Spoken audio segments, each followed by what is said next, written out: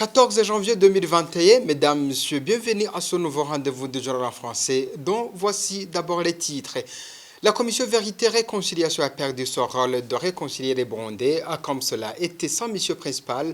Il est pour le moment au service de la politique du CNDD-FDD. Vous allez suivre les lamentations de Frédéric Bamvignouvilla dans ce journal. Les autorités burundaises sensibilisent la population à se protéger et à protéger les autres en portant le masque. Ce mercredi, il a été le tour du Premier ministre dans certains lieux de dépistage de Bujumbura. Hors de nos frontières, des présidentielles en Ouganda ce jeudi sous une tension politique entre le président sortant candidat à sa propre succession pour son 6e mandat et en Centrafrique, les rebelles ont attaqué pour la première fois Bangui, la capitale centrafricaine. Voilà pour les titres.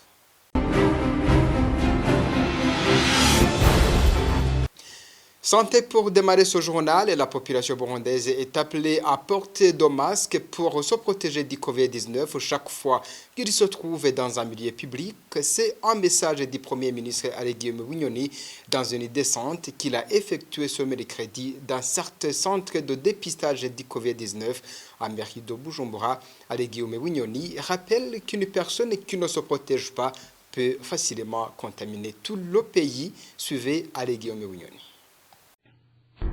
Nous savons qu'il y a des mesures qui ont été édictées au niveau du ministère de la Santé, au niveau du ministère de la Sécurité publique, surtout dans la prévention dans les milieux publics. Il y a certaines personnes qui veulent semer la confusion ou garder encore des esprits non précis à propos de ce qu'ils doivent faire. Nous leur conseillons plutôt de respecter ces mesures. Chaque fois que quiconque voudra bien se rendre dans un milieu public, il est beau et il est bien, il est conseillé. Je pense que même c'est une obligation de se protéger, de porter un masque et de faire les autres mesures hygiéniques nécessaires. Vous voulez prendre votre bus, protégez-vous, portez votre masque. C'est 20 minutes seulement ou 30 minutes seulement en ville ou même au niveau des trajets interprovinciaux. Il faut que les gens se protègent. Le peu de temps qu'on aura porté son masque dans le bus, dans le milieu public, ne peut pas équivaloir au nombre de jours, de semaines ou de mois que l'on pourra être alité une fois testé positif, avec des risques même d'en mourir, d'en succomber. Donc nous devons éveiller ici la conscience de tout un chacun, de faire des efforts qu'il faut, de faire les efforts nécessaires pour cette protection. Vous prenez votre moto, vous prenez votre tuk-tuk, votre bus, vous allez dans le marché, dans le supermarché, vous allez dans le milieu public, veuillez vous protéger. Nous poursuivons notre journal. La commission Vérité et Réconciliation n'a plus d'importance parce que ce rôle a été orienté autrement. C'est ce qu'indique Frédéric Bamvignouvilla, ancien vice-président de la République du Burundi, après le rapport de la CVR sur ses réalisations durant l'exercice 2020. Il regrette qu'aujourd'hui, cette commission travaille à ligne droite de la politique du parti au pouvoir, alors qu'il devrait travailler en suivant les prescrits de l'accord d'Arusha qu'il a institué. L'exemple qu'il donne, c'est ce que la commission a été imputée de sa rubrique justice qui était pourtant prévue par l'accord d'Arusha. Suivez Frédéric Bamvignouvilla. À l'article 8 du chapitre 1 de l'accord d'Arusha, il était établi des principes et mesures relatifs à la réconciliation nationale. Et c'est ainsi qu'il a été proposé la Commission nationale pour la vérité et la réconciliation, la CNVR, qui était chargée d'enquêter. Donc la commission devait faire la lumière et établir la vérité sur les actes de violence graves commis au cours des conflits cycliques qui ont endeuillé le Burundi de 1962 à la signature de l'accord d'Arusha. Et cette commission devrait aussi qualifier les crimes et établir les responsabilités, identifier les coupables et des victimes. Mais cette commission, au départ, n'avait pas la compétence de qualifier les actes de génocide, les crimes contre l'humanité et les crimes de guerre. Et à côté de l'enquête, devait arbitrer et réconcilier. Ça veut dire qu'au terme de l'enquête, la CNVR devait arrêter et proposer aux institutions compétentes des mesures susceptibles de promouvoir la réconciliation et le pardon et décider la restitution des biens pillés et surtout réconcilier véritablement les deux parties. Et voilà ce qu'il y avait. Maintenant, de la deuxième partie, c'est que en termes de mise en application, la commission d'enquête judiciaire n'a jamais eu lieu. Ça, c'est un fait. Avec la venue du CNDD-FDD au pouvoir, il y a eu des négociations, d'âpres négociations entre le gouvernement et les représentants des Nations Unies au Burundi, donc les Nations Unies elles-mêmes. Et voilà qu'au fil du temps, il y a eu modification des prescrits de l'accord d'Arusha. Il y a des faits qui le montrent, c'est qu'il a été créé une commission dirigée par M. Nhanyungu, secondée par Mme Françoise Ngendahayo. Et cette commission avait la mission d'aller sur le terrain, interroger les populations et pour voir s'il y avait moyen de modifier ceci ou cela pour rencontrer le sentiment du CNDD-FDD. Et malheureusement, pour le CNDD-FDD, les populations interrogées se sont exprimées et ils ont donné un rapport qui était opposé à ce qu'avait souhaité le CNDD-FDD. La CVR est en train de travailler sur le terrain et en montrant que c'est Arusha, mais en réalité, l'esprit d'Arusha n'est plus dans ce que fait la CVR actuelle.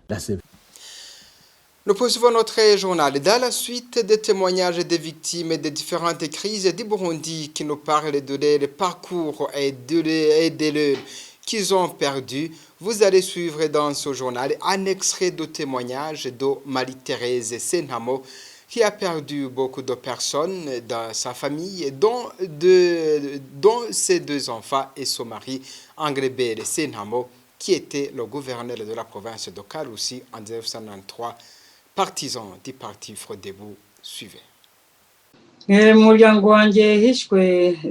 3 personnes ont été tuées dans ma famille. 2 enfants et mon mari. Un autre enfant a été gravement blessé, mais a survécu par la grâce de Dieu. En réalité, ils avaient tué 4 personnes. D'autres ont été tués chez nous, qui n'étaient pas mes enfants biologiques, mais que je considérais comme mes enfants. Ils étaient mes travailleurs, au nombre de 4. En somme, ils ont tué 3 personnes de ma famille. Un enfant a survécu. Quel âge avaient ces enfants tués? Comment s'appelaient-ils? L'un avait 13 ans, il s'appelait Alain de Jean Senhamo. Le deuxième avait 11 ans, il s'appelait Jean-Parfait Senhamo. L'autre blessé à la machette qui a survécu et que j'ai retrouvé le lendemain s'appelait Inina Hazgwedus Lydia Senhamo.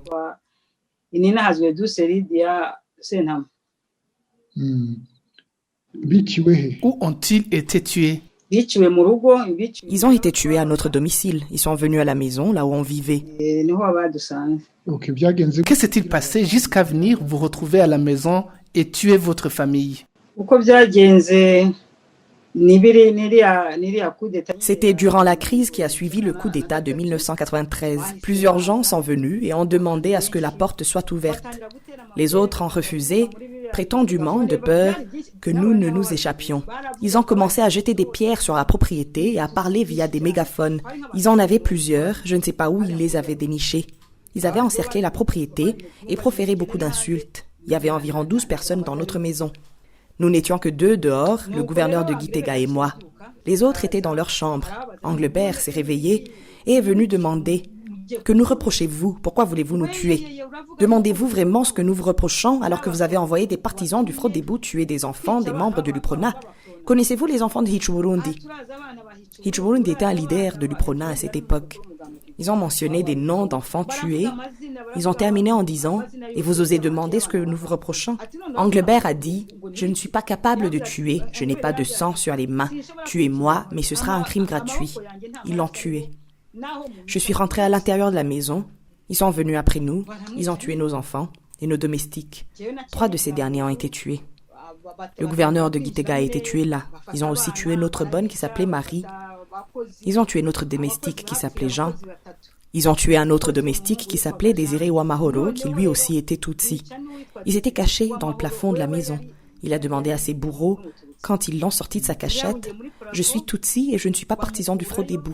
Pourquoi me tueriez-vous » Ils se sont dit que comme ils les connaissaient, ils pourraient parler de ce qui s'était passé. Ils l'ont tué. Il ne restait plus que moi et mon nourrisson.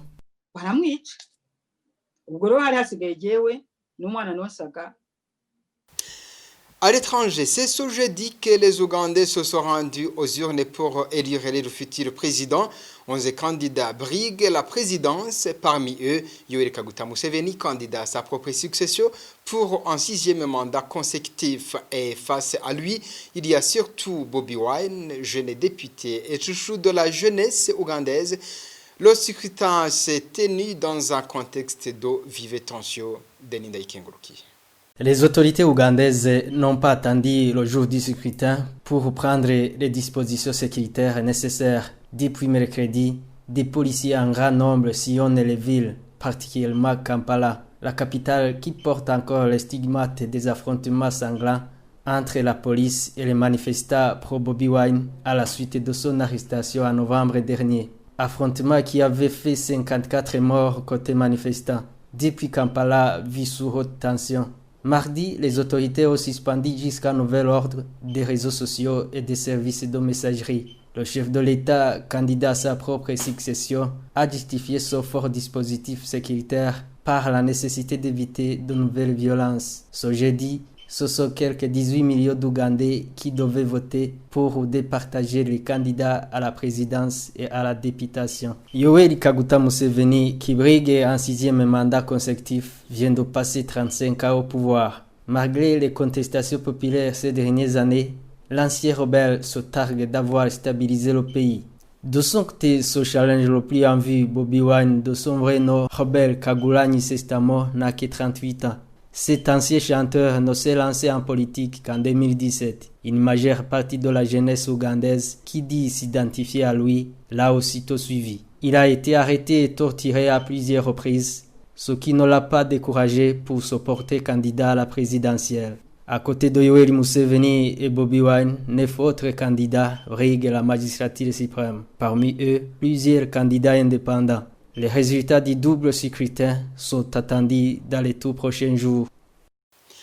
Merci à Deninda Ikenguluki. Des rebelles de la coalition des patriotes pour le changement ont attaqué pour la première fois la capitale centrafricaine. C'était dans les premières heures de la matinée de ce mercredi 13 janvier 2021. Ces rebelles attaquent la Bangui après les villes de Bangassou, Bambari, Boa et Grimari, n'est-ce pas Darlene Irakoze?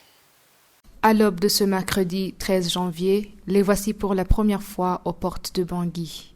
Après les villes de Bangassou, Boar, Bambari et Grimari, les portes de la MINUSCA au point kilométrique 12 et 9 ont été attaquées simultanément par des rebelles de la coalition des patriotes pour le changement, et ce, quelques semaines après avoir annoncé leur offensive sur cette capitale centrafricaine.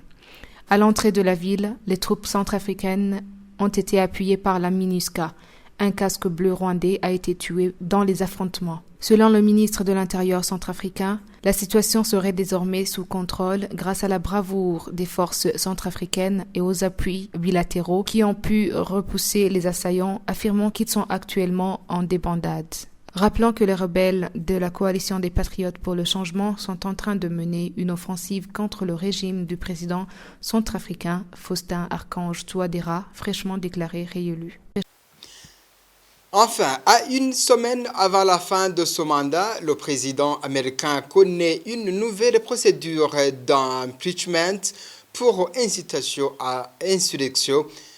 Considéré comme responsable des violences au Capitole le 6 janvier 2021, Donald Trump devient donc le premier président de l'histoire mis à 2 fois en accusation. Bertrand Gandakouli. La majorité des députés de la Chambre basse du Parlement américain a voté ce mercredi pour mettre en accusation le président Donald Trump avec l'accord de certains membres de son propre parti. Âgé de 74 ans, Donald Trump devient le tout premier président à avoir été mis en accusation par la Chambre des représentants 2 fois. En 2019, le locataire de la Maison-Blanche, élu en 2016, avait été mis en accusation dans le cadre d'un scandale lié à l'Ukraine. Le Sénat, contrôlé par les républicains, l'avait par la suite acquitté. Cette fois-ci, les représentants lui reprochent d'avoir incité ses partisans à un acte insurrectionnel, ce qui est interdit par la Constitution des États-Unis. S'il est jugé coupable au Sénat, Donald Trump sera certainement banni à vie pour toute autre élection. L'assaut au Capitole survenu il y a une semaine avait fait 5 morts. Ainsi, sous le regard des troupes armées de la garde nationale, aussi bien à l'intérieur qu'à l'extérieur du Capitole, 232 députés fédéraux ont voté mercredi en faveur d'une mise en accusation, tandis que 197 ont voté contre. Parmi ceux qui ont voté en faveur de sa mise en accusation figurent 10 membres du Parti républicain. Le leader actuel de la majorité républicaine au Sénat a signalé qu'il pourrait voter en faveur de la destitution de celui qui jusqu'ici a été son allié. Le vote au Sénat est prévu pour le 19 janvier, soit 24 heures avant la prestation de serment du président élu Joe Biden. Voilà, c'est par cette actualité aux États-Unis que je mets un peu final à ce journal. Et merci de nous avoir suivis. À la prochaine.